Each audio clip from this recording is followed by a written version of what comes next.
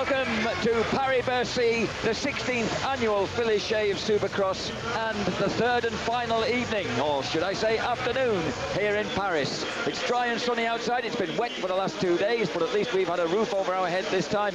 I'm Jack Bernicle, and this is the fantastic setting inside the Palais Omnisport with 14,000 spectators crammed in for the third successive day. We're going to take a look at the action that's taken place already this afternoon. We've had two 250cc heats. We're going to have a look at what happened in them, because remember, what's at stake is the King of Bercy, the title King of Bercy. It's presently being led after 2 days by Larry Ward with 66 points, ahead of a tie between Jeremy McGrath and Robbie Reynard on 56 points. So the first heat of the 250s had Larry Ward out.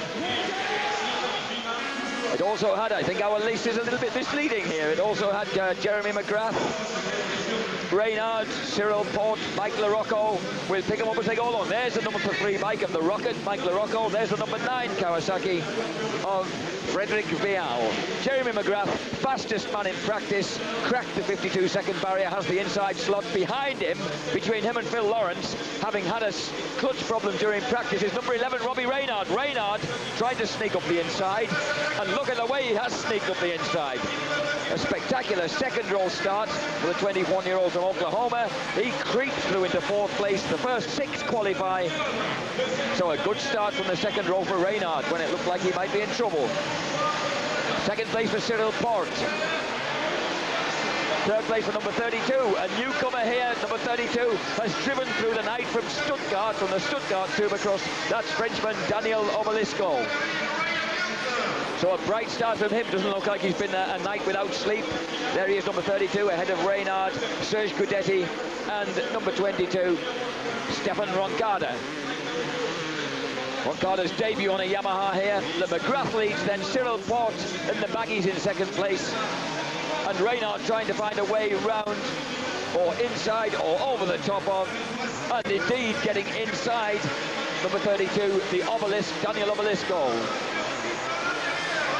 And a fair bit of trackside hedgerow hanging off the left foot of Jeremy McGrath. Into third place goes Robbie Reynard on his Suzuki. So the Suzuki's once again looking strong.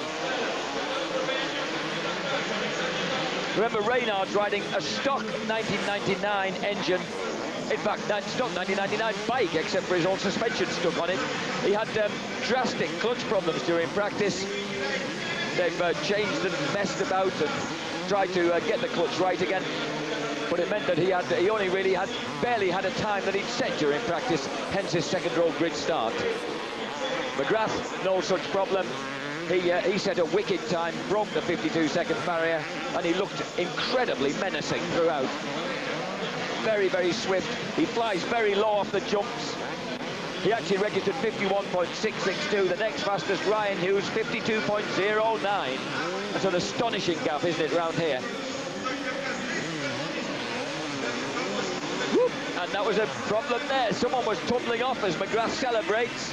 Someone was messing up his chances of qualifying. Jeremy McGrath sails across the finishing line and the fireworks, ahead of Robbie Reynard in second place. Third place will be Cyril Port. Fourth place has gone to Mike LaRocco. He's broken through.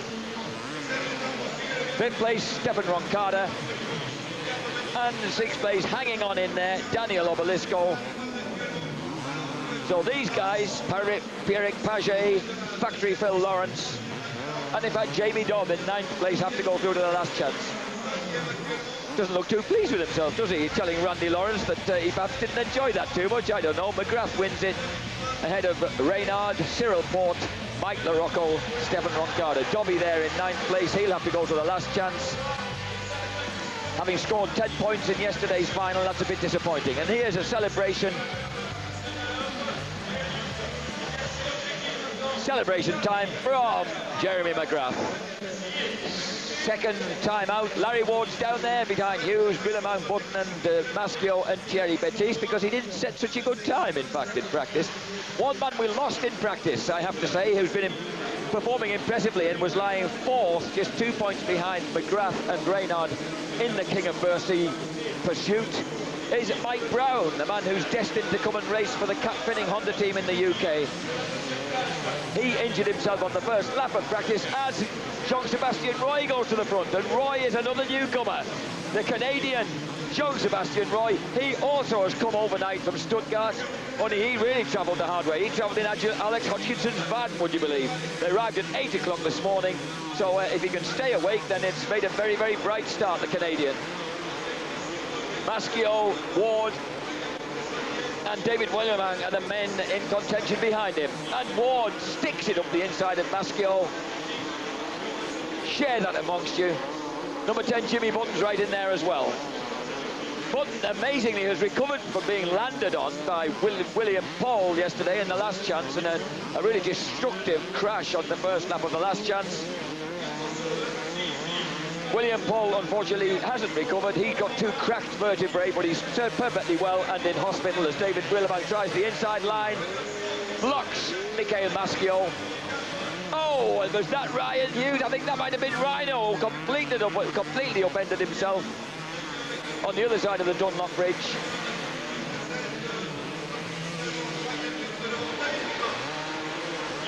And so Jean-Sébastien Roy and Rhino Hughes have messed up. So suddenly, Ward, Maschio, Willemang are the men at the front.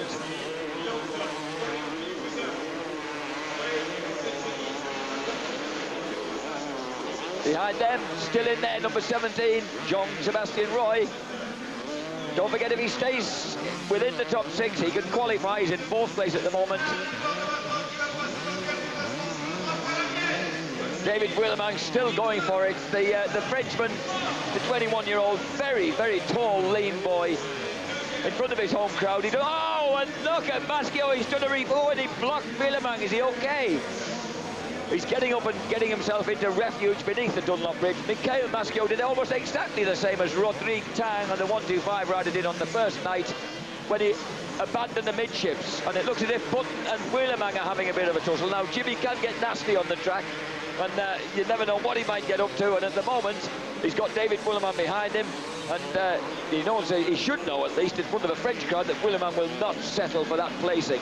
And look at the way, yeah, just like Rodrigue Tang, he abandoned ship in midair, and that seriously blocked Willemang, who is now got himself back up to 2nd place ahead of Jimmy Button on the last lap, behind Larry Ward. This is the man. He's very, very confident at the moment, riding absolutely at the peak of his form and enjoying the Suzuki. 3rd, of course, in the US 250cc Supercross Championships in 1998, looking to win the world title and looking to be king of Bercy.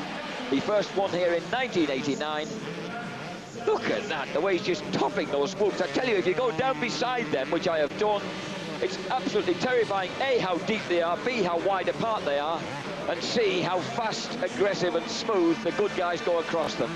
Absolutely fantastic. Larry Ward then about to cross the line and win the 2nd heat here in Bercy. Larry Ward qualifies straightforwardly, and Willemang gets a deafening reception as he goes over in 2nd place ahead of a slightly chased than Jimmy Button. Button, however, comfortably in. He says this place, Bercy, always bites him about every 4 years. It's done it again this year. 5th place for Thierry Boom Boom Betis. And in 6th place, Xavier Fabre takes the final slot straight through into the final. Lee McCollum hears it firsthand from his rider about how that went, and I'm sure he's telling him it went pretty well. Welcome back live to Paris-Bercy and the indoor Supercross, the 16th Philly-Shave Supercross here in Paris. And the lineup for the 3rd of the deciding race here of the 125cc Prince of Bercy class, which is presently being pretty handsomely led after 2 extremely tight races by the 18-year-old American Nick Way, who has at the moment 139 points, a handsome lead after winning the first race tonight and finishing 2nd by pushing aside Johnny O'Bear at the very last gasp in the 2nd one to snatch 2nd place behind Edgar Torrenteras. The 3 Kawasaki's absolutely dominating the 125 class. Way now has 139 points in the race to be Prince of Bercy. ahead of Johnny Aubert on 123, and Aubert is suddenly under threat from the man who won the second race, Edgar Torrenteras. He has 121 points, just 2 points behind. We're scoring Grand Prix system, 20 points for a win, 17 for second, 15 points for third place, 13 points for fourth, 11 for fifth, 10, 9, 8, 7, etc. down to 15th, and they explode off the starting line.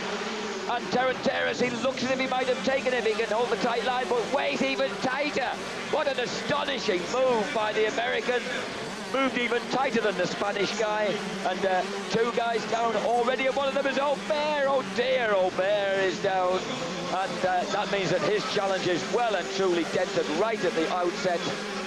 The boy who's really come on strong under the guidance of his uncle, Jean-Jacques Bruno, he is down and out. Well, not out, but momentarily down. And Nick Wey has made darn sure that he's elbowed his way past Torrenteras to ensure that his main rivals are behind him.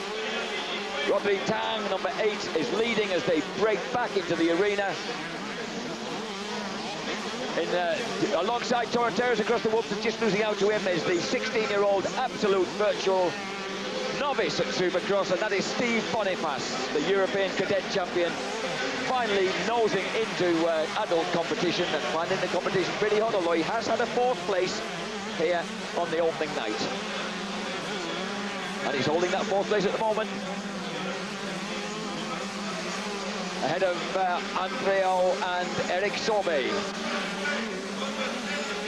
But Roddy Tang is at the front, and Nick Wey where he wants to be in 2nd place, although I should think he'd prefer to win it. But certainly he's the hot favourite now, the boy from Michigan, to become Prince of Bercy 1998. Edgar Torrenteras, number 1. Can't really do anything about it unless disaster overcomes his rival. He really needs to win it. Even if he won it with Nick Wey in 2nd place, Wey would... in fact, if he took it and won it, Nick Wey would only have to score 3 points in this race, and he's taking the lead as we speak, or desperately trying to get round Roderick Tang. Takes the tight line once again, which he's so good at. Tang races for the outside. And then cuts inside, perfectly timed. Tang tries to turn tight. Can he get the drive up the ramp? And the answer is no. Nick Wey's inside him and out. Nick Wey leads then. Torrenteras has now got to find a way past the 2nd place man. Eric Sobe has come through into 4th place ahead of Boniface and Andreo, with Steve Ramon behind him. Number 7, Manuel Ribas in there. Ribas, very misleadingly, is actually on a Honda. It's painted Kawasaki green to make us think that there's an even greater domination by Kawasaki of this 125 class than we think, but it is actually a Honda. Unless Kawasaki have invented an aluminium beam frame for their motocrosser very, very quickly without telling us. So Kawasaki is presently first. Oh, it's a daisy. Nick Wey almost stalls it on the inside line, picks himself up again, explodes off down the right-hand side of the starting straight, which is so adeptly divided the moment that the guys have actually got clear of it off the gate. Nick Wey leads, 2nd place, Roderick Tang.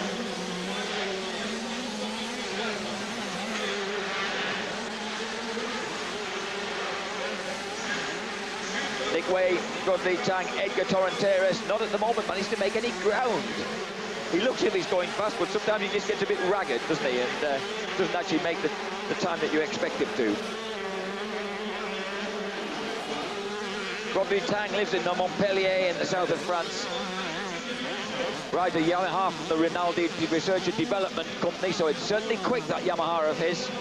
And his happiest moment was actually finishing on the podium at Paris-Bercy in 1997. He's a great fan of, would you believe, Jeremy McGrath.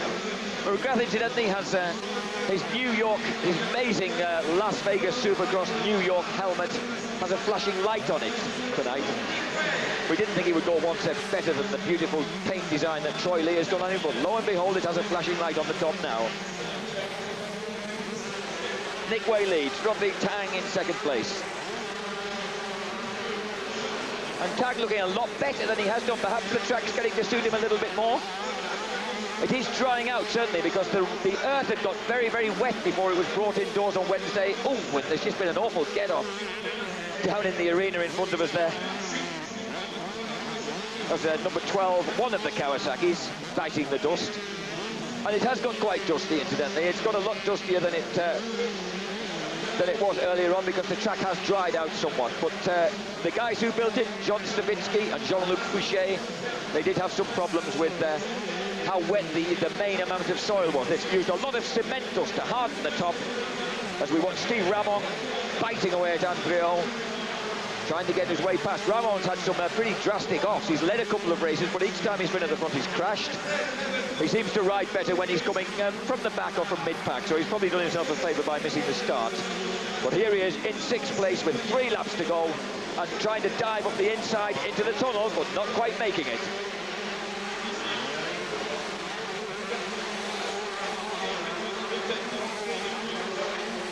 So about 5,000 tonnes of earth have been laid here since Wednesday, as Nick Way lapped Steve Boniface, number 19. So Steve's obviously hit problems since that bright start that he had. Nick Way certainly hasn't.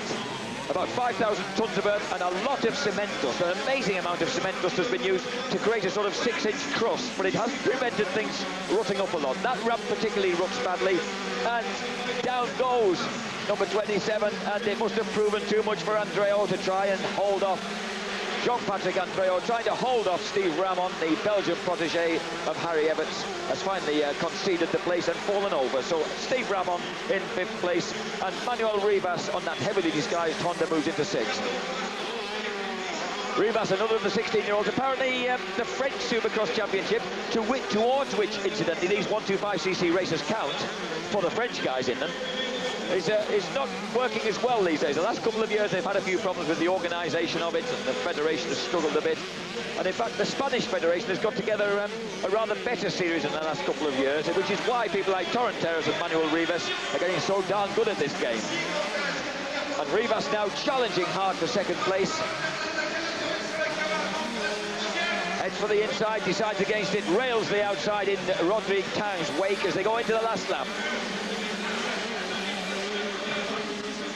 Nick Way, surely assured of the title, Prince of Bercy.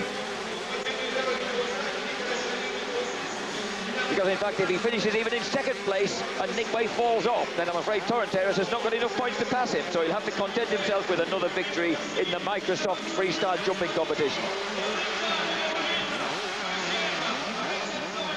And Rodrigue Tang still looking good. He's looked more comfortable altogether than he has on the first few nights. Things are rutting up a lot less now across the whoops and on the faces of the jumps. That's probably making life a lot more comfortable. Although, as I say that, just where Nick Way has gone through there's a lot of deep ruts on that 2nd ramp. And here comes Torrenteras. He's going for the inside line, and he's got it. Rodrigue Tang's lost it right at the death. A disappointment for the French crowd. Torrenteras waves triumphantly as if to say, there you are, I've done that for you, but in actual fact he's deeply offended. I shouldn't have done that, Edgar, you should have just stuck in 3rd place. Eric Sauvé, the ice cream man, finishes 4th ahead of Steve Ramon, and 6th place Manuel Rivas. So USA, Spain, France, Belgium and Spain. Well, we're used to seeing the French kids dominate things. Look at that cool. He doesn't break sweat at all, this kid Way. He really is cool as a cucumber.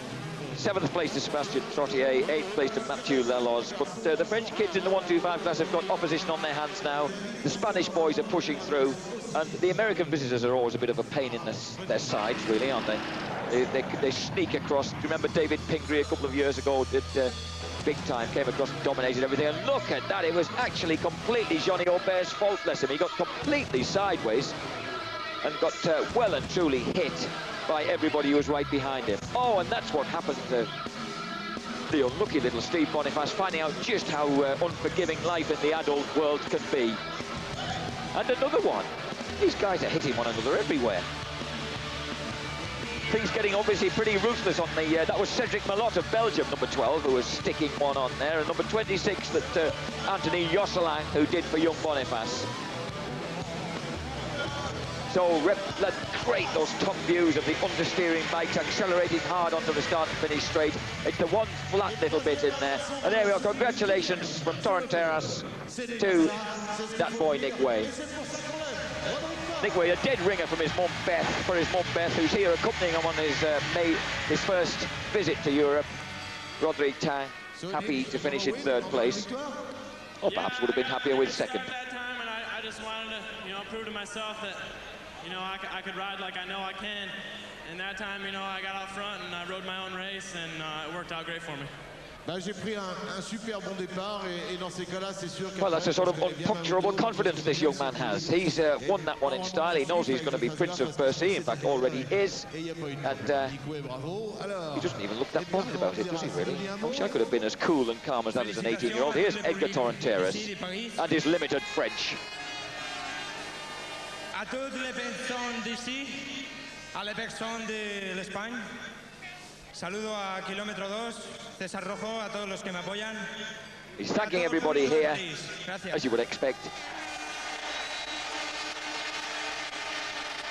And they are thanking him in return, and he'll be thanking them also in the jumping competition, of course. Rugby Tang. J'ai fait une très belle manche, le public m'a soutenu très bien, je les remercie. Pour moi, le week-end s'est pas très bien passé. He says thanks very much for all the help. I did a good race, but he hasn't had a very good weekend because he's been crashing rather a lot, only fourth in the first night, but thanks to the fans. Fans who amazingly pack this auditorium out every year for 3 nights, or 2 nights and an afternoon stroke evening. Because remember, back in the UK, we're an hour ahead of you here. It's 6:45 here, and just coming up to 5:45 your time in the UK.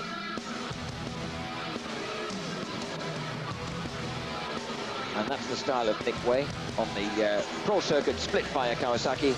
He'll be riding for them again in 1999. Doing once again, wow, and that was some start from Steve Boniface right from the outside. No one here ended up so far out at so far up front until he got completely torpedoed by Cedric Melot. Sorry, it was Josselang. You don't even need a foreigner, a Johnny Foreigner, to do it to you. It was one of his compatriots, Josselang, who did it. And there's, teammate Manuel Rivas and Sebastian Trottier leaning heavily on him, but without success. Number 27, Jean-Patrick Andreo.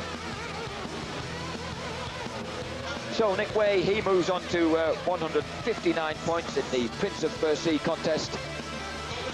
Overall tonight, Way, Torrenteras, Rodrigue Tang, Johnny Aubert, 5th place Mathieu Laloz, 6th place Stéphane Demarty, 7th place Nick Charlier, and 8th place Eric Ice Cream Sorbet. Woo. And there you see the aluminium B-framed green Honda, and that was a nasty incident, wasn't it, for who else went down there? Number 40 also bit the dust in amongst the carnage of the first turn. And there we see the horrors of what befell Michael Maschio. We don't see what happened just after that caused a bit of ire between Jimmy Button and David Brulleman. And that was number 19, Blair Morgan, going down in style. So we're getting a rehash of some of the mess-ups we've had round here. Oh, and look at that in the background. Frederick Vidal being dealt with by Jamie Dobb. Well, James, you really should have qualified with performances like that. He's certainly got a lot more aggressive during the course of the 3 evenings.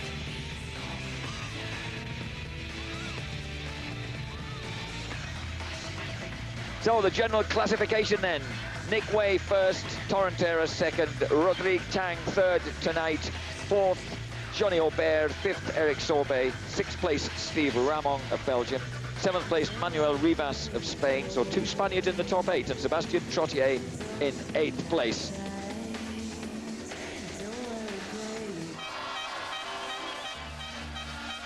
Welcome back to the Supercross of Paris-Bercy 1998.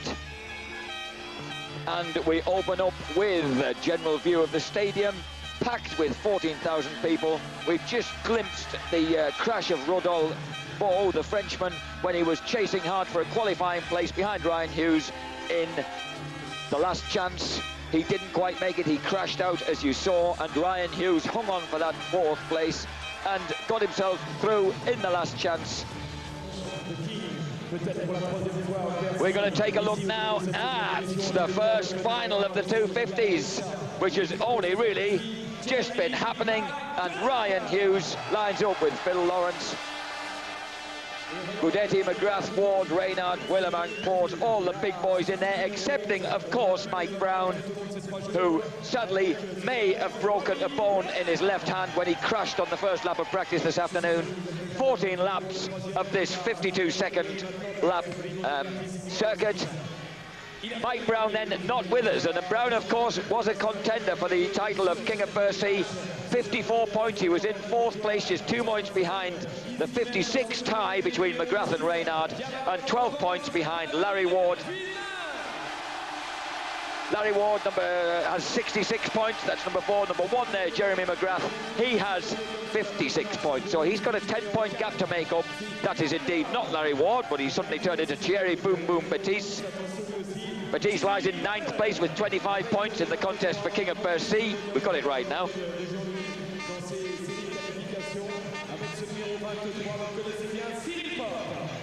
Number 6, David Willemang, the absolute home hero. And number 4, the hero of everybody really here, alongside his mechanic Lee McCullum. That is the 6'3" Larry Ward. Very cool, very confident that he's going to win in the Paris-Bercy title after 10 years. He hasn't been here all of those 10 years. He's missed 2 along the way, but 8 years, 8 visits in 10 years. Reynard there on the left with Wobbly Walters giving him a through last words of encouragement. Randy Lawrence, interestingly, fairly quiet on the other side. And there on the second row, they get number 24, Factory Phil Lawrence behind, the sensible place behind number 1 McGrath and number 11. Robbie Reynard. Factory Phil, incidentally, he's doing the right thing this year. He's moving from Kawasaki. And there's the flashing light of McGrath. Isn't that superb? New York, New York. And there it is, flashing in all his glory. Phil Lawrence is moving on to Suzuki with Team Triple Cross. Triple X, I'll get it right in the end. Team Triple X and Suzuki. And judging by the 1999 Suzuki's performances here in the hands of Robbie Reynard, that's a pretty good choice. So, heads down for the start of the first of the 250cc finals tonight. And it's Larry Ward who looks as if he's got it round the outside. Larry comes round the outside. Ward's there on the Suzuki, but McGrath out-jumps him. McGrath out-jumps him, rails it round the outside. Reynard's trying to hold on there. But in fact, losing out for 3rd place. So it's McGrath, Ward. Oh, and it's Koikeda, the Japanese, in 4th place. Rhino Hughes downfield, and Cyril Port absolutely downfield in the black pin bags at the back. So Jeremy McGrath leads, Larry Ward 2nd, Robbie Reynard 3rd, and these are the 3 guys we wanted to see at the front, because these are the guys who hold the first 3 positions in the battle for the prestigious crown King of Bercy. Now, last night, Larry Ward said he was really pleased with it. He knew he had to stick one on McGrath early when he wasn't expecting it, and he did excitingly on the first lap, and he'll probably be looking to do the same thing here, I would imagine. May not be on the first lap, in fact already too late for him to be on the first lap, but I'm sure it'll be soon. And there's Jean-Sebastien Roy, sleep deprivation getting the better of the Canadian. He's fallen down. McGrath leads it from Ward and Reynard. Koikeda still there in 4th place, Jimmy Button behind him, and Xavier Fabre, number 27, in 6th place. And Larry Ward will be wanting to make that early pass. Oh, look at the way McGrath, who was devastating in practice when he recorded those fast times. There's Button right on the tail of the Japanese rider, also on a Yamaha. Jimmy Button, incidentally, will be riding the 4-stroke Yamaha, the 400 in both the Supercross and the Outdoor Nationals. He said he's been struggling until tonight on the 252-stroke. He hasn't been on one for several weeks. He's been training all the time on the 400 4-stroke. Here he is, trying to use the power of the 252-stroke to find a way past similarly mounted Koikeda. Struggling to find a way through. And Ward has found a way past Jeremy McGrath, pushed him to one side, didn't do anything dodgy, just went in late on him, didn't really give him any room to breathe on the outside berm, into the left-hander before the tabletop, and took Jeremy's line, and now looking convincingly, unless he makes some sort of mistake like he did mystifyingly yesterday, when he seemed to either stall it or miss a gear, and the fast left-hander after they'd gone down the start and finish straight. Beg your pardon, the start straight. Larry Ward suddenly lost the lead there and dropped to 3rd place. And Jimmy Button getting a bit out of shape, but definitely beginning to feel more comfortable now on the 250 after all the testing he's been doing, and getting very excited, in fact, about the prospect of riding the 400. Because the man who won the 250 National Championship in the States this year, Doug Henry, he only wants to ride 3 or 4 races as and when he feels like it in 1999. Mike LaRocco has pushed through into 6th place on the Jack in the Box Factory Connection Honda. So Jimmy Button there, looking forward to turning a few heads with the 4-stroke 400 in his 1-year deal with the Yamaha factory. Just turned 25 years old, Button. And incidentally, Jerry McGrath, number 1, he becomes the astonishingly elderly age of 27 in 4 days' time. Larry Ward, already 28. But he leads. McGrath in 2nd place. And incidentally, if you're wondering what happened to Robbie Reynard, he dropped it on that hairpin turn that they've just come out of there. Reynard went down, and he got rammed by factory Phil Lawrence, and it was just a bit of a mess in that bend, and it's put both guys out of the race, which is a great shame, because Robbie Reynard, we know from what we've seen so far, he gets his head down and he makes some ground around here. The way that he caught these two towards the end of the 2nd final last night was epic. But Reynard is out, so his chances of taking the King of Bercy crown have absolutely gone, after he's certainly caused a lot of excitement here over the 3 nights. But now looking as if he might be heading for his best placing yet, really. Koikeda is still in there, so he also is getting better, but look at the danger man LaRocco. He takes no prisoners out on the track, doesn't Mike?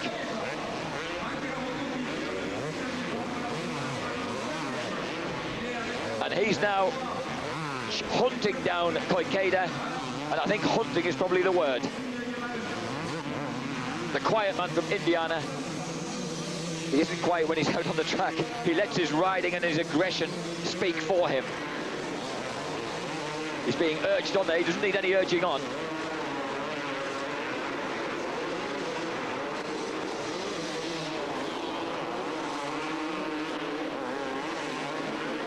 And Koikeda riding well. Koikeda's been getting better and better as he made his first appearance in Bercy last year before going off for his year in the States.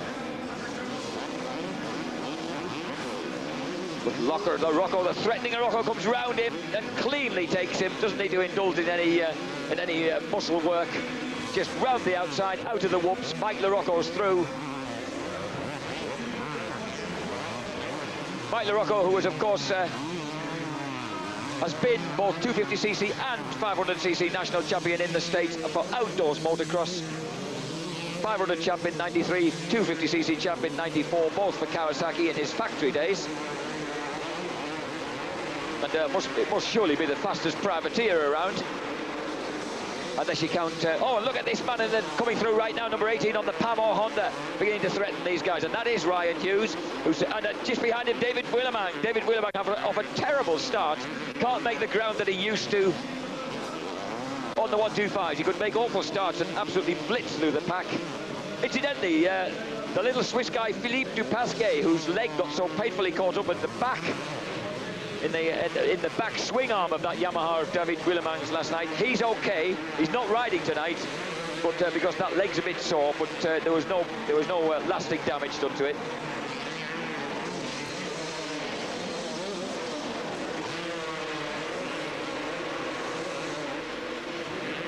Jeremy McGrath comes streaking out of the tunnel in pursuit. We know that McGrath will never give up the chase.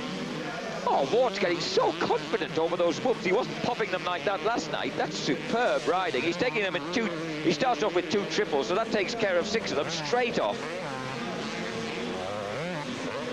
Also, just there on that ledge at the beginning of that selection of jumps there, that series of jumps, there have been some changes made by John Savitsky as Jimmy Button comes under fire. I thought Button had 3rd place wrapped up, but no, Mike LaRocco has eaten away at the lead, and he comes inside and takes Button. If he can hold the line, can he hold the line? It looks like he can. Not so clean, he doesn't get too far across the tabletop, but he had the inside line. Button tries to get the power down on the inside, but no way. They're so lethally fast coming out of that turn. You wouldn't believe the amount of power that goes down there. And here we are. Willemang is past Ryan Hughes. Hughes was the coming back, but Willemang has got ahead of him. And Jerry Batiste is coming through there also. So there's a real steam train of people seeking points to improve their position in the overall standings here. Jimmy Button, of course, 0 scored last night, so that dented his chances badly. But look at Willemang. Into the whoops. But has he chosen the wrong line to try and get past? Yes, he has, because look at Ryan Hughes coming round the outside. Hughes gets a clean strike. Puts pace to Willemang.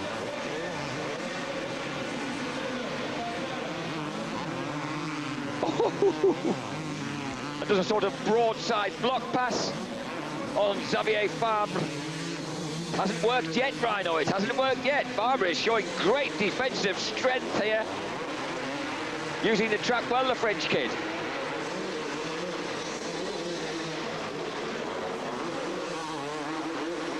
So Rhino Hughes still looking for a way past the Frenchman.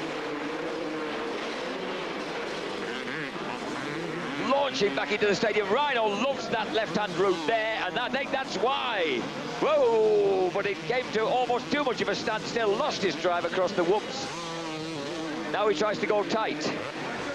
And this is it, neck and neck. He's got the right line. Great, great riding, great bike control. So tight and neat on the turn. Got the power down. Led Fabre away. And their squabblers has allowed David Willemang to close back in. So Ryan Hughes through to 5th place.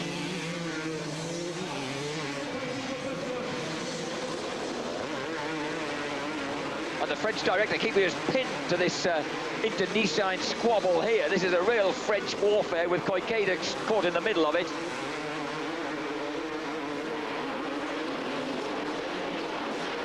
Back through the tunnel. Remember those days when we just used the... and look at that selection of that great combination of jumps there with all the guys trying different ones. It depends, obviously, what your rival's doing. If you're trying to pass somebody, then you take the different one, as Willemang did then. And also goes from the outside line to try and get around Fabre, and he does it! And he really surprised him then with the distance he came, the amount of drive he got. He dived underneath. Willemang comes through. Willemang is such a hero here in Paris-Bercy because of his 125cc exploits. Remember, he's destroyed the 125 opposite. Look at the way he gets his elbows down. I haven't seen people doing that since the days of Harry Everton, Neil Hudson, wrapping their elbows almost down to knee level. Screwing every ounce of power out of the bike. Because he wants to get Rhino back, doesn't he? He's after Rhino Hughes' skin.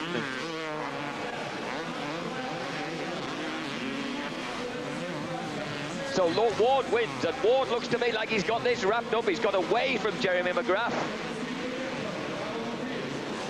And Larry, he really is riding so impressively, isn't he?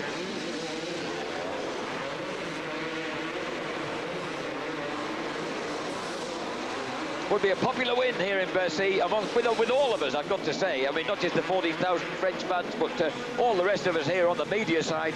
If Larry Ward finally got the title King of Bercy, it's all in his head, Guy Cooper once said. He's as good as anyone out there.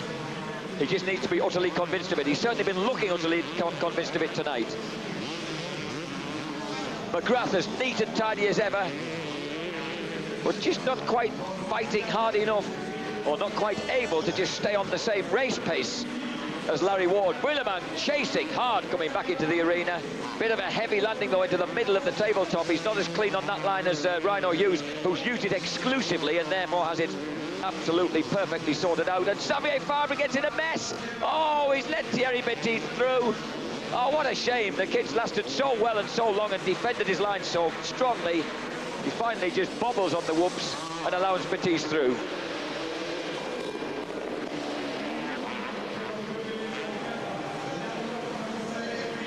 Into the arena, back he comes, Larry Ward. Oh, he's making the whoops look like a main road.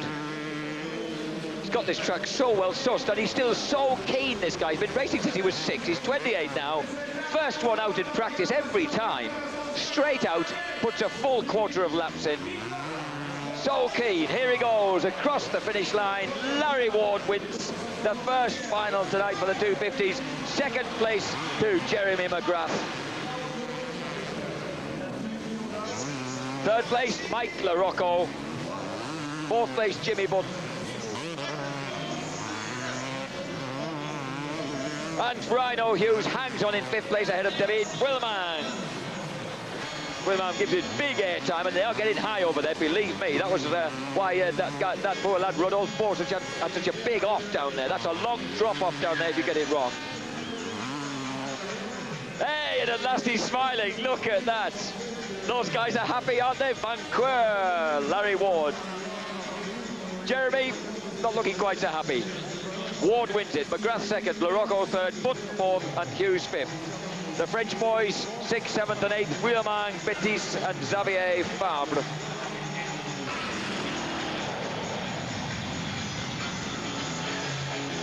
So another great race here at Paris-Bercy, and this time it goes to Larry Ward. He's the man now well and truly in the driving seat, who we think is going to become King of Bercy.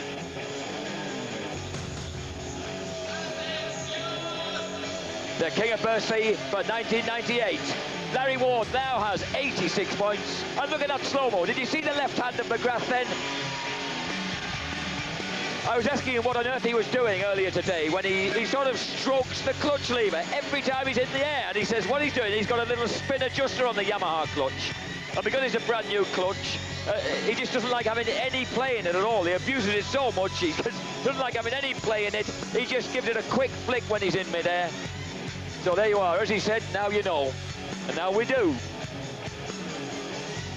Welcome back to the steaming atmosphere here in Paris-Bercy. The 16th annual Philly Supercross. And the title King of Bercy up for grabs. The beautiful girls are just working the crowd up into a storm before Edgar Torrentera, Serge Guidetti and their supporting cast go once more for the Microsoft Freestyle Jumping Competition. As regards the racing, well, Larry Ward so close now to his first title of King of Bercy. He has 86 points. Jeremy McGrath still in with a shout. The only guy still in with a shout on 73 points. He, of course, won it back in 1993 and 95. Mike LaRocco, the man who won it the last time he came here in 1994. An injury kept him away the last 3 years. He's in third place now on 63 points. And behind them in fourth place, Robbie Reynard on 56. He can still do something about it if he doesn't have a disaster second time out. And sixth place, who can't do anything about it, fifth place, who can't do anything about it, is Mike Brown, who went to hospital with a touch of concussion and a possible suspected broken hand. And we've just come for the first four-stroke.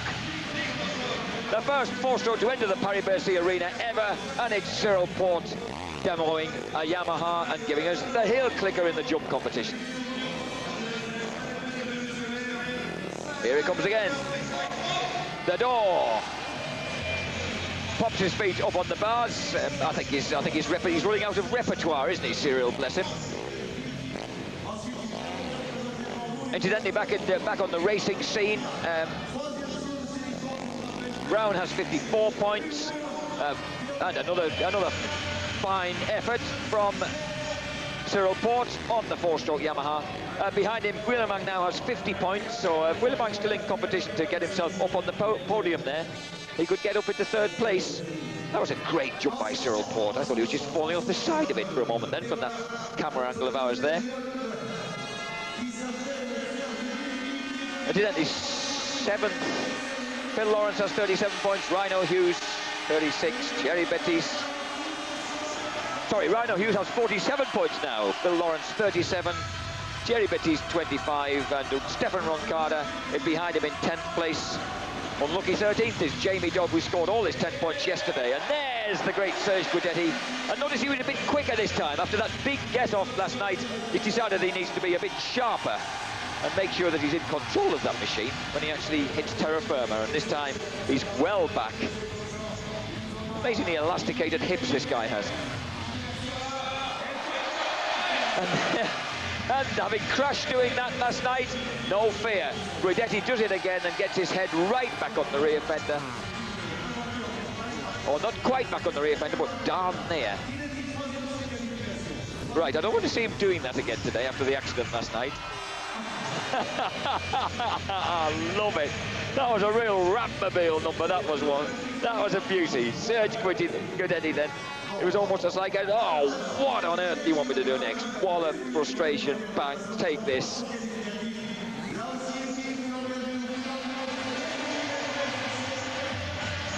Well, then next man up is Jeremy Lemblin, who won one of the nights here. Guidetti took a night last year. Jeremy Lemblin, who's learnt his repertoire of tricks, I think, probably from Edgar Torrenteras. He's even getting the sort of the exhorting, the exhortation, the pointing, and the fabulous AMCA junior style set up entirely the property of Edgar Torrenteras. Here comes Lemblin. And that's the double he did yesterday, left side and then right.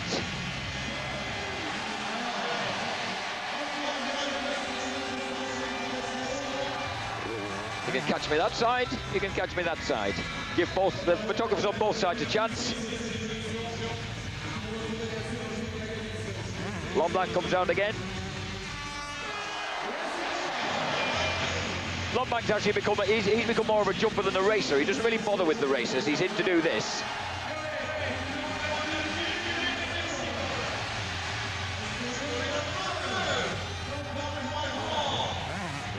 And that's his sort of double Super Mac.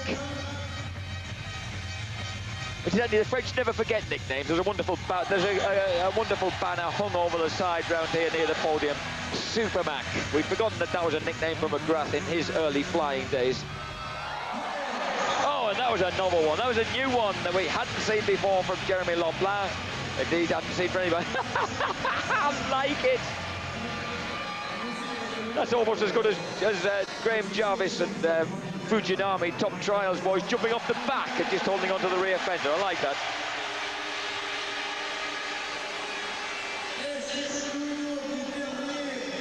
And that was the best that Jeremy Lemblin has done yet. Great piece of choreography, followed by an equally entertaining piece of snow ploughing when he hit the deck. Edgar Torrenteras then, the master orchestrator.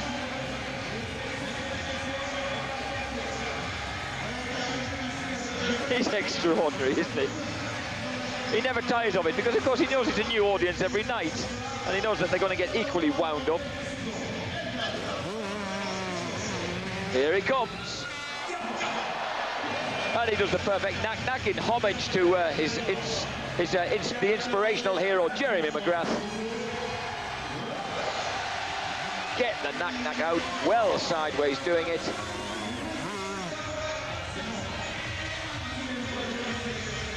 Gets the bike absolutely sideways on and brings it back perfectly, just in time for the landing.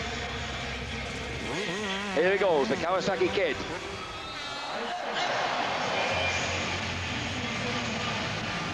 And he does the back bender. The back bender, those green hats are out again. I wonder if that means that crew are all back again for a second night.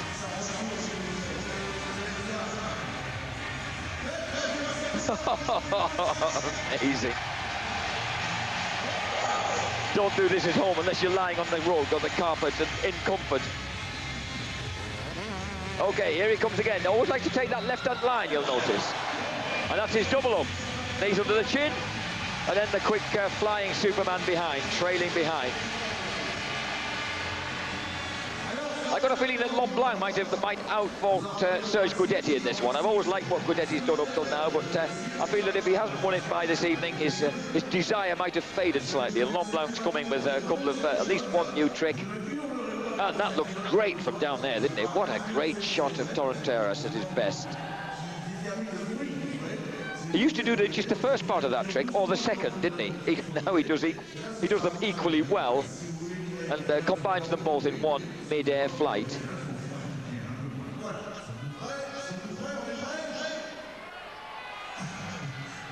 Edgar Torrenteras then, he comes back to terra firma. Now we look at number 23, 97.3 for Cyril Porte. We wouldn't really expect Cyril to win. He's just come out there to give the four-stroke a bit of exercise. And 104. Oh, is that for number 23 again? Now, the old fella's got me confused here with his clapometer. This old gent who's doing this, I think he's a sort of... They treat him to this as a sort of guest artist, because he's been here as a sort of marshal and general dog's body around the place ever since Paris-Bercy first arrived on the international scene in 1984, in March of 1984. 108.2, and that looks as if that's going to be for Serge Guidetti. And I think what happened there was that the great Lulu Bernardelli very sportingly asked for a recount for Cyril Port. I think what he said to the crowd was, look, you've got to break the 100 barrier. It's not good enough not to break the 100 barrier. So they bust the 100 barrier, and here they are going to do it again. And as I suspected, Lemblang's got a great reception, 111.1. So Jeremy Lemblong, he goes into first place. If you dress as stupidly as that, I suppose you deserve to go into first place, really, don't you? I mean, what else are you expected to do? When you're trying to out-Torrenteras, then you've got to go for something extreme. With Edgar, of course, that's his real hair.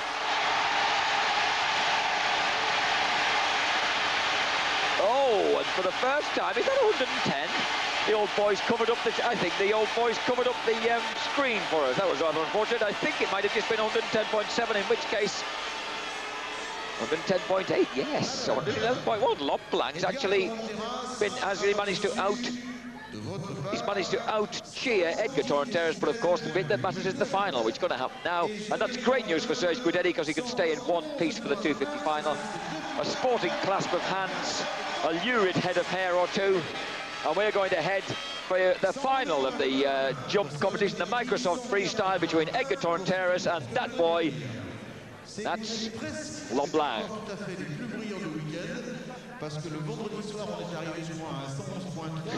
Spectacular hair colour that is, isn't it?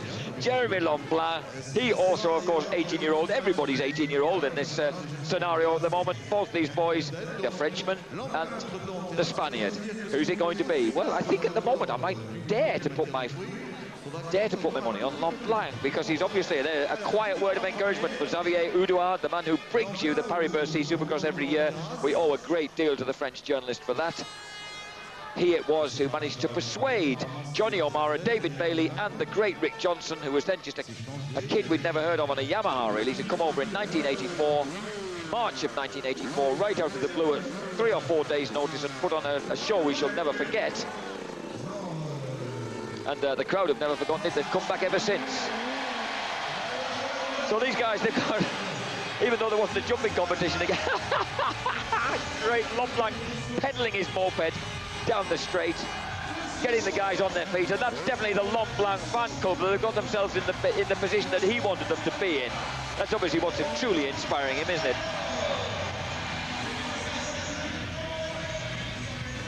Not just the hair colour, it's the actions that go with it, and the jumps in the end. Here he goes, Jeremy Lemblong.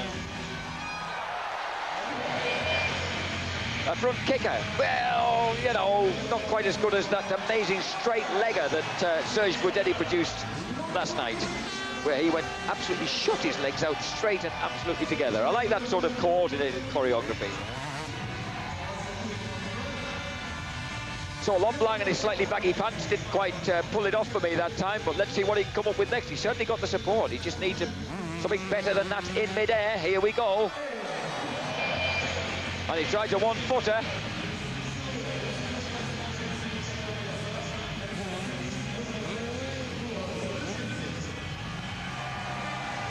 Not a great crowd response to that, you know. I think that even though he had to remove his throttle hand to perform it, I think somehow it didn't just look wild enough from a distance. You've got to remember, this thing's got to look good from the stand as well as on the screen, where our pictures are reproduced on magnificent, huge video screens, one at each end of this magnificent stadium. And that was a sort of semi-Superman one-handed, or one-handed semi-Superman. Doesn't get the airtime. The man who gets the airtime on the Superman is Torrenteras. He gets tremendous lift on his legs and gets them straight, and that's what really makes the Superman work. That one just looked a trifle unsteady, but mind you, if you're doing it with one hand, would you be trifling slightly unsteady?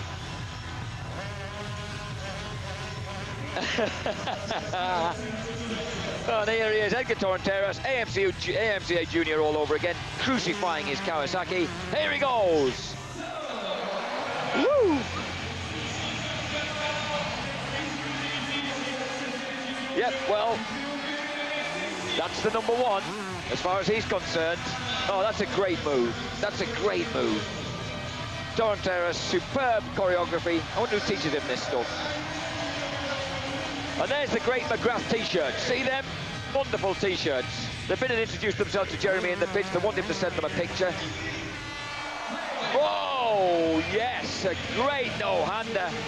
And the McGrath boys like that. And they're even sitting in the right order now. They had it messed up earlier, so it didn't quite read McGrath. It certainly does now. And that's a beauty. He gets so much air, doesn't he? He really makes it look good, and it lasts, and the crowd can appreciate it. They'll have to get more in their gang to read Torrenteras next year. Okay, here comes Edgar again. And the scissor kick. The Torrenteras scissor kick. I would have thought that would seal it for him, wouldn't it?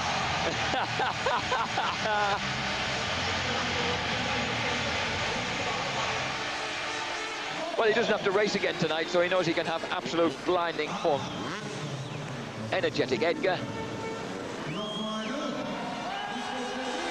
Loopy Lomblanc. Here they are, the two of them. Oh, I think they're going to do the side-by-side job that Torrenteras and Guidetti pulled off last night.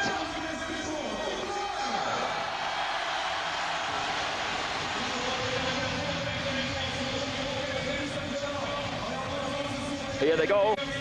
Who's going to go which way? I thought so. Torrenteras, he loves that left-hand wrap. And that demonstrated exactly where Torrenteras wins out. He gets so much air, gives himself more time to perform his tricks in.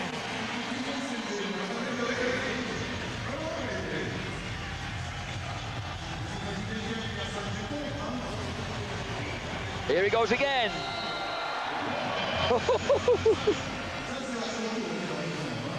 It's no good. They need to give him a bigger jump, don't they, to get everything in. And that's a sort of several scissor kick from Lomblanc. And anarchy seems to have set in. And Lulo Bernardelli's there, just in the foreground, orchestrating things as best he can. Torrenteras takes a suitably debonair Spanish bow. Lomblanc picks up his ill-fitting pants. I think he must have busted the zip on them. With the strenuous activity, the mobility in the air around the hip joint has finally got the better of those trousers. Edgar Torrenteras, former ATCC champion of Spain. Now that's the roar that's being given as we watch a slow-mo of Cyril Port. .108.4, and that is for Jeremy Lomblanc, I suspect. I remember we got 137, I think it was, for this man, Edgar Torrenteras, on his home territory of Barcelona. You notice the girls love him as well. I think that makes a difference. Here he goes.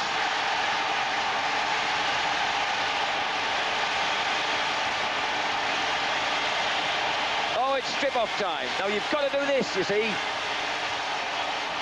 111.7. And have you noticed, incidentally, it's the extraterrestrial there tattooed on his left shoulder. E.T. Edgar Torrenteras, extraterrestrial. He's the boy who knows where he is and who he's a match for. So Torrenteras prepares to dispatch a bit of his clobber. He hands a confused motor review journalist and photographer his bib, and then produces to get rid of his goggles, and I think he'll probably be getting rid of his shirt in a second too. Oh, he's going to move to a different section of the crowd to do this, despite their imploring him to throw it up there as well. Here he goes.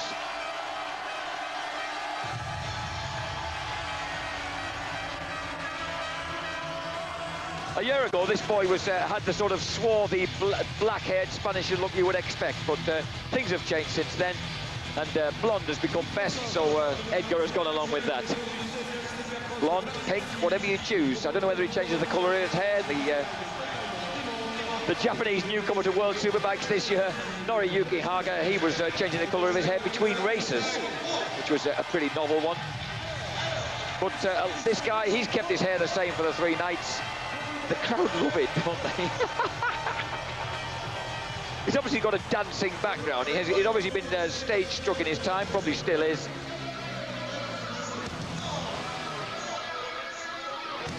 And once again, as he's dispatching his everything but his underwear into the crowd, we have another glimpse of Cyril Port, of Serge Guidetti. Guidetti, of course, will be out in the final 250cc race of this 1998 Villechaize Supercross Series.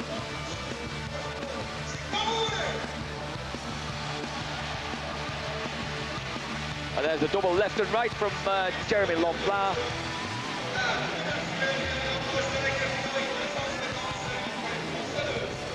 And I thought he was going to throw himself over the front when he was doing that particular Superman. And that was a beauty, the clap of the hand. But unfortunately, he was up against the master, wasn't he? And there's the master, the masterette, proving that he could do the original master's job. And this is the one that he invented himself. The riders, good news, are coming to the line for the start of the final 250cc final of Paris-Bercy 1998, and the one that will ultimately decide the destination of the King of Bercy. Well, yeah, it's tempting to think that only a DNF can thwart Larry Ward. He has 86 points, Jeremy McGrath has 73, so there's a gap of 13 points.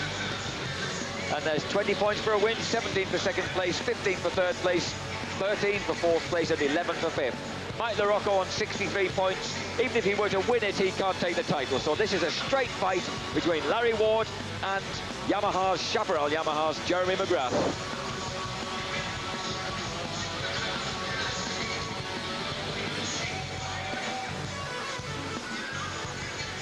Larry Ward, of course, has always saved his best performances for Europe. He's got an incredible record at the Magic Fast Cross at Arsago Seprio, which is held every September, a sort of outdoor supercross race. He's won that for the last 3 years. Fantastic performance there. And he's won many supercross races in his time over here. He's won in Stockholm, in Geneva, in Madrid, in the Birmingham NEC back in 1992, when he absolutely wowed the crowd when he was required to do a sort of warm-up lap, and he jumped on somebody else's Suzuki. He was riding factory Suzuki at the time, and went round in his jeans and DMs doing all the jumps, and the crowd loved it. Incidentally, Larry Ward came to the UK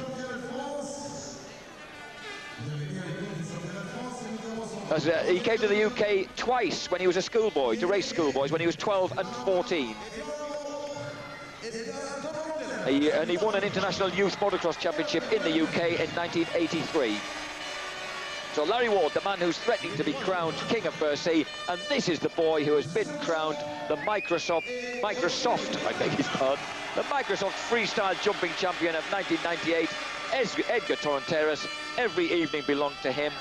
And in second place,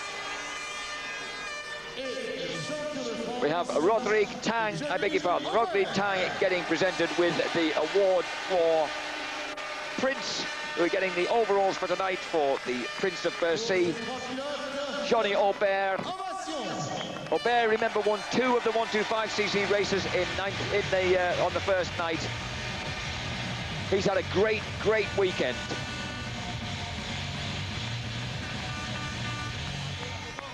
Maintenant, nous allons rendre, si j'ose dire, les compos, ou en tout cas, nous allons donner les compos en ce qui concerne le cumul des 3 courses d'aujourd'hui. Nick Way, of course, he's the man who's finished absolutely top of the pile. Those are the guys he beat: Rodrigue Tang, Edgar Torrenteras, and the very popular Johnny Aubert. Non, ça va une autre.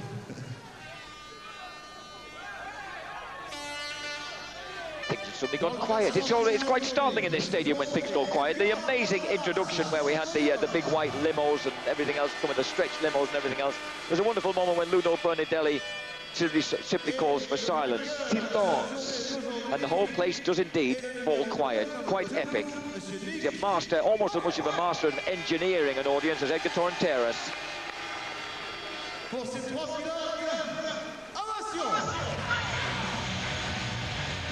And there's Nick Way. He's got the big trophy. He's come over once again, done a bit of a David Pingree. Ping, remember, came over and showed who was boss in the 125 class a couple of years ago, and now Nick Way has done the same again.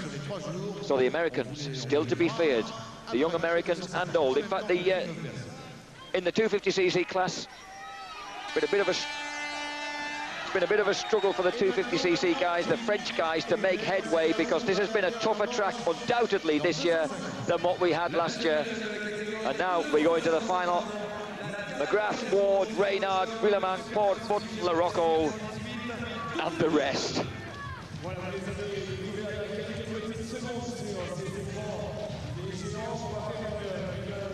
The final, the last final of this epic Paris-Bercy Supercross.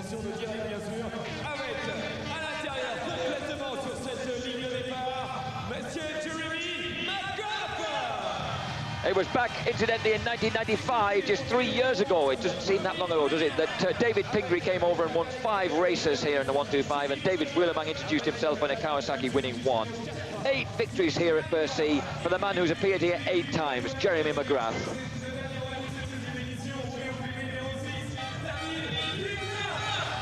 This is Xavier Fabre. Beautiful helmet design, he's showing us very perfectly. And Robbie Reynard with the ever-anxious Wobbly Walters beside him. The 32-year-old from Worcester, who's really made a name for himself in the States for the quality of his wrenching. And 22-year-old Serge Guidetti, better prepared perhaps for this final for not having had to jump as much.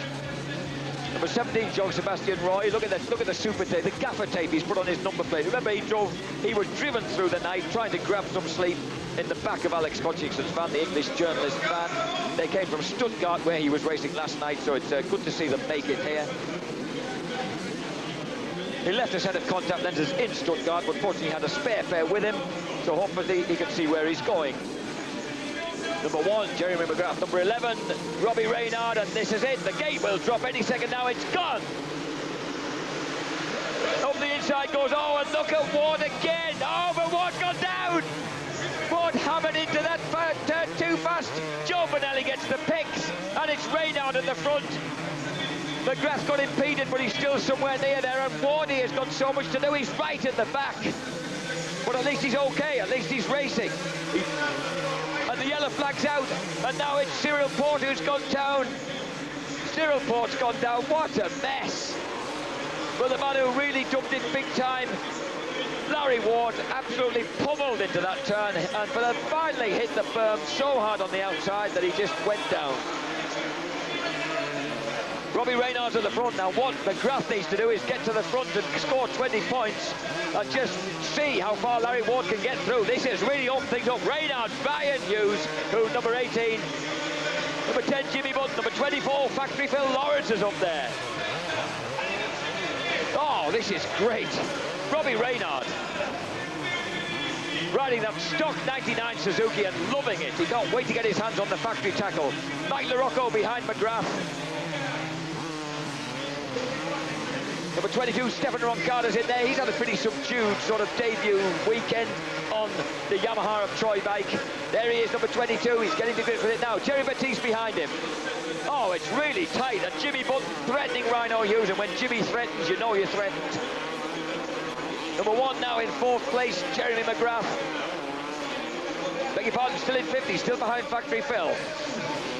Phil Lawrence, 27-year-old now, lives just up the road in Canyon Lake in California from Jeremy McGrath. His brother, of course, wrenches for McGrath, so they're good friends. Factory Phil tries to hold it tight, and Jeremy McGrath tries to creep up the inside, but Phil keeps it tight and keeps him out.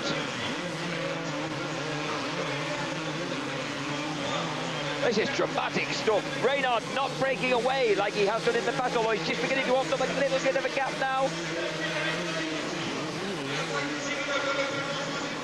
Larry Ward has just got past Koikeda, so Ward making progress through the field. 1, 2, 3, 4, 5. He's got past about 4 guys. So Larry Ward's go, oh, look at that move by Jeremy McGrath. What a great, clean take on the inside of Factory Phil. Incidentally, Factory Phil, oh, look at him, laying the bike flat, flicking his goggles. Jeremy McGrath in full majestic flight, trying to see if he can just claw back, give himself a chance, even an outside chance of getting through and claiming the title King of Bercy. And right now, Larry Ward is just bursting past, trying to get past Xavier Farmer into 9th place, but he's still behind him in 10th. And the activity is absolutely ripping round here. The atmosphere is unreal. Ward still can't get through, but look at Jeremy McGrath. And he's gone past his friend and former Chaparral Yamaha teammate Jimmy Button. Whap, just like that, clean break.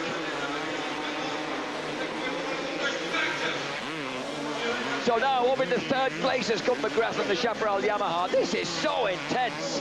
Ryan Hughes riding a blind in 2nd place. Jimmy Button retaliating across the whoops, trying to get away through, just losing his rhythm slightly at the end. But the one man that you can guarantee Jimmy's snapper wouldn't torpedo on this track would be his mate, the man he's learned so much from, Jeremy McGrath, during their year together. And in fact, Button's coming under threat now from Factory Phil. Phil Lawrence riding a great race, his best final here by a long way. Behind him, Mike LaRocco, Stefan Roncada, Jerry Bettise, and then Larry Ward has broken through now. He's ahead of David Willamar. Ward making progress, drastic progress. Jeremy knows the score. He simply has to get past the guys in front.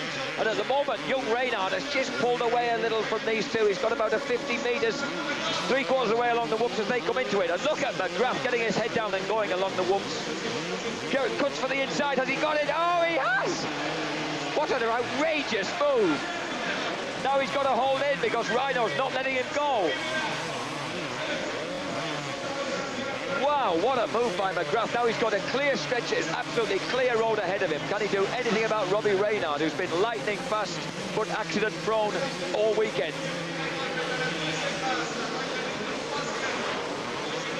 Phil Lawrence still attacking hard in 5th place, LaRocco 6th. And look there, your first, the 2nd, 3rd, 4th, 5th, 6th, 7th men, they're all in the same picture. But there's 3.7 seconds to McGrath. And that's the gap that's crucial. McGrath has got to get through there somehow.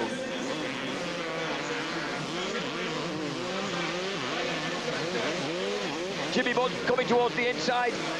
And oh, did you see Rhino go for the space that was left? Wow, this is wicked stuff. There's no quarter given here. Absolutely no quarter given, no quarter asked. It's getting vicious, isn't it? Fabulous riding. Reynard leads, McGrath 2nd, Hughes 3rd, just, Button 4th, just. LaRocco has got past Lawrence. Factory Phil, incidentally I found out why they call him Factory Phil. When he was a kid, in his mini-cycle age, number 24, Phil Lawrence, always used to do everything he says to make his bike look like a factory bike. And there's Ward!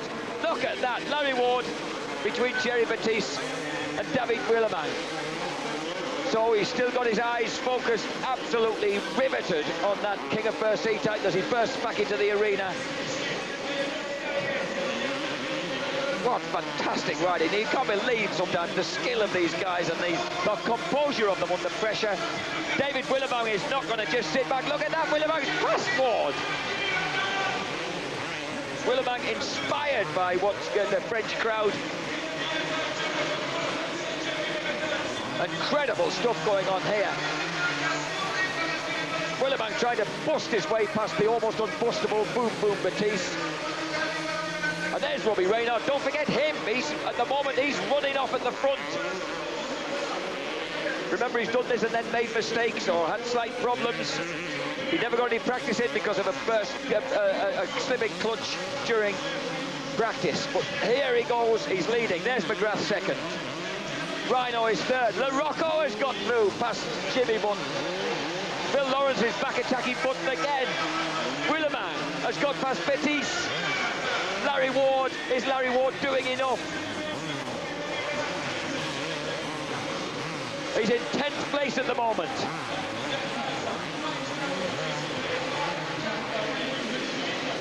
That's worth 6 points. I'm desperately, my maths aren't up to this. I'm desperately trying to work out what's happening here. That would take him on to 92 points. And at the moment, from 73 points, he'd just get 90 points for Jeremy McGrath if he finishes in second place. It's that close. If McGrath has got to win to take the title King of Bercy, if number 4 Larry Ward stays where he is, and at the moment Larry's just like lost the plot slightly. Oh, he's coming again a bit, I think, but he's just gone. He's chasing Boom Boom Batiste in the background. There he is, just coming into the whoops, but he's lost a bit of ground now. He's a great front runner. He doesn't always get through the pack as strongly as some of the other guys might do, but now he's seen Batiste ahead of him and he's going after him.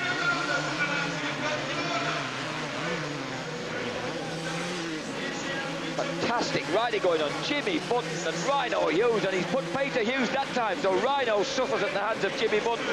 Right behind them, Phil Lawrence, who, as I was saying, oh, and look at them here. Lawrence, number 24, used to make his mini cycles look as much like factory bikes as it possibly could, so they christened him Factory Phil when he was a kid. He actually got a factory ride with Suzuki, 92, 3 and 4. Then went privateer, and he goes back on Suzuki with the Triple X team in 1999.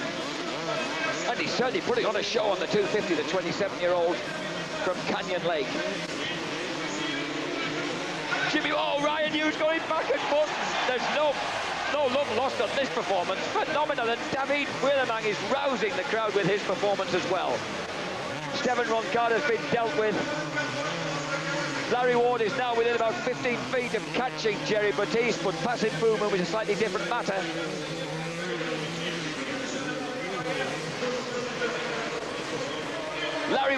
Larry Ward's in there, still chasing Boom Boom Batiste behind these guys.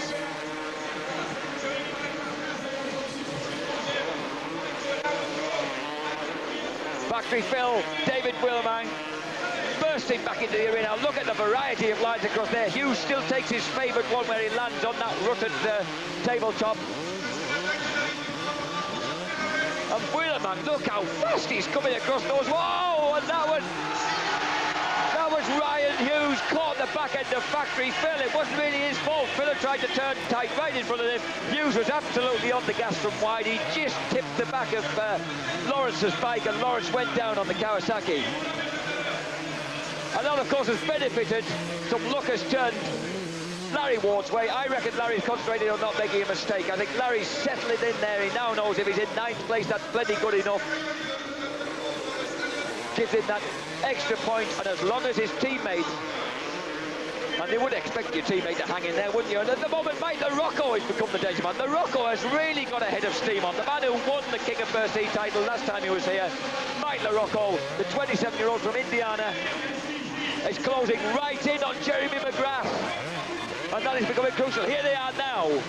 The French fans imploring their hero, Jeremy, not to get beat, but right now, Mike LaRocco's taking no notice of that. 2 laps to go.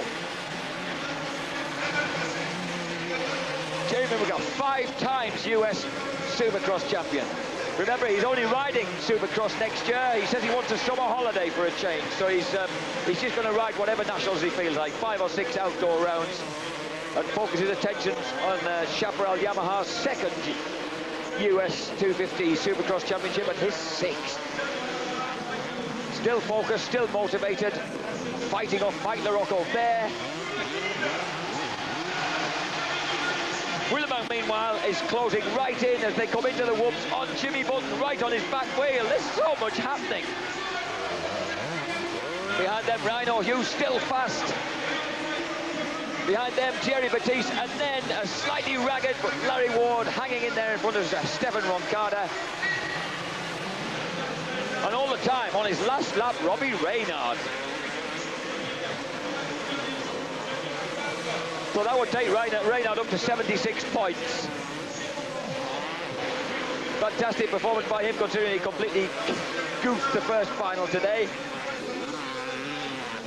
And he's waving at the crowd now.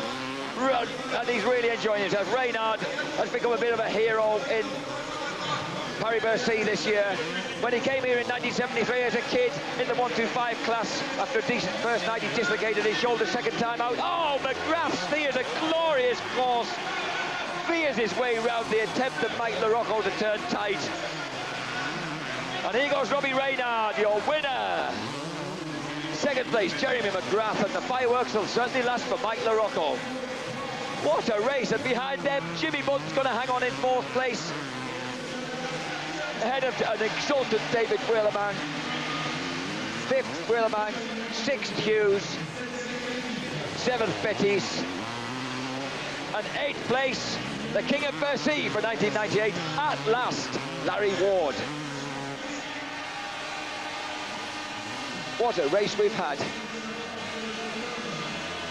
And there's Wobbly Walters enjoying immensely the victory of Robbie Reynard. His boy has done it. Second, McGrath. Third, LaRocco. Fourth, Button. Fifth, Wheelerman. Sixth, Hughes. Seventh, Bettis. And eighth, and a winning eighth for Larry Ward, a well-deserved King of Bercy.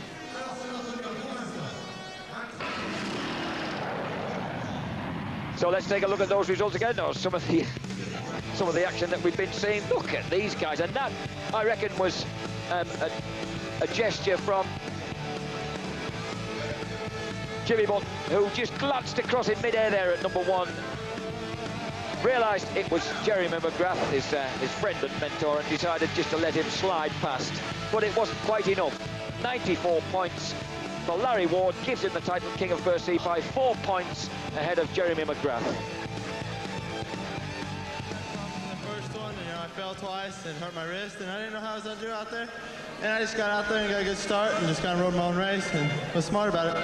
C'est-à-dire que les jours précédents, j'étais quand même allé par terre pour le There's your boy, Robbie Reynard, 21-year-old, on the comeback trail with a vengeance. He loves his 250 Suzuki. He says it really suits his style better than the 125. I think he's going to be well and truly in contention in 1999, although he prefers the outdoors, and he says if he slightly prefers the outdoors, he thinks he'll have more of a chance of winning the outdoor nationals than the 250 Supercross. But we'll wait and see. He looks pretty darned impressive in here, doesn't he?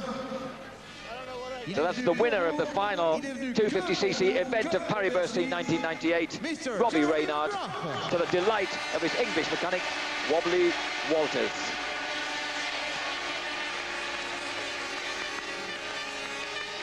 Jeremy, content du week-end? McGrath.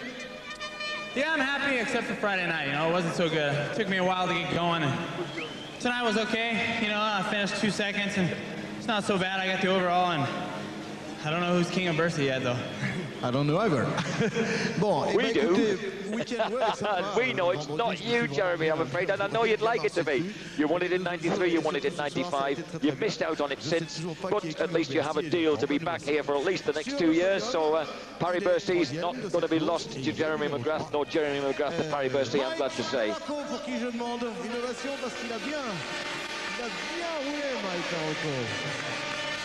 And here, the quietest man of them all.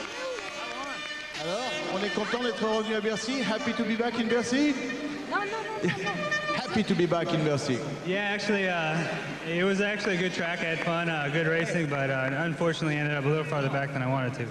Écoutez, le circuit était magnifique. Moi, je me suis vraiment that was a good long sentence from Mike. Well done.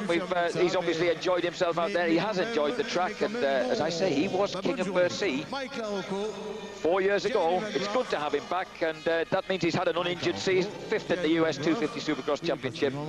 So that man, Mike LaRocco. Where is he? Robbie Reynard. And of course, we've got to find the King of Bercy, because I don't even know if I'm sure Larry will have been comfortable in the knowledge that he had won it.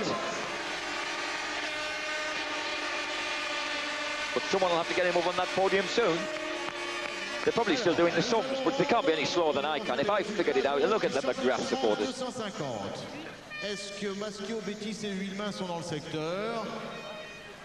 So there's the trophies to take home, lads. Those who are going home. Robbie Reynard, he's actually spending the week in Luxembourg. His sister lives in Luxembourg with Reynard's brother-in-law, who's a professional basketball player, so he'll be taking his trophy over there, leaving it with his sister.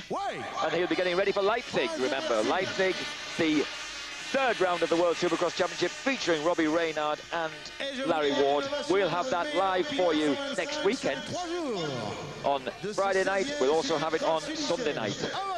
Overall, McGrath, LaRocco and Button is the overall. So Larry Ward down in 4th place, but a better night for Mike LaRocco and a great night for Jimmy Button, considering the awful accident he had that he survived with William Paul last night.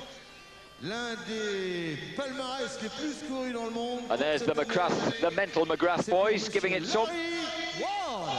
And the King of Bercy, despite this, look at this. What a way to start your race. He almost knocked down his main rival McGrath as well, but Larry Ward finally gets to raise the trophy that he's worked so hard for since 1989. Thanks, he says with a wink. He deserves that, doesn't he? That was a great ride to get himself into where he knew he needed to be. That was a really mature ride. I suppose if you're 28, then fair enough, it ought to be a mature ride. Look at that pass on Phil Lawrence by Jeremy McGrath. He knew where he wanted to be, didn't he? Jeremy McGrath and Jimmy Button. That's the moment at which he got through, and this man, Larry Ward, picked himself up to win King of Bercy. I think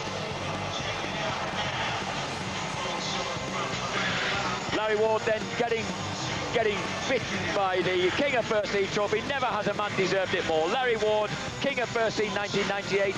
Don't forget to join me, Jack Bernicle, once again on Sunday, November the 22nd. We have Supercross World Championship action from Leipzig, and I think also on Friday the 20th we'll be bringing you that first night of Leipzig. Don't forget to join us then. It's going to be great action. Thanks for your company in Bercy. See you next year.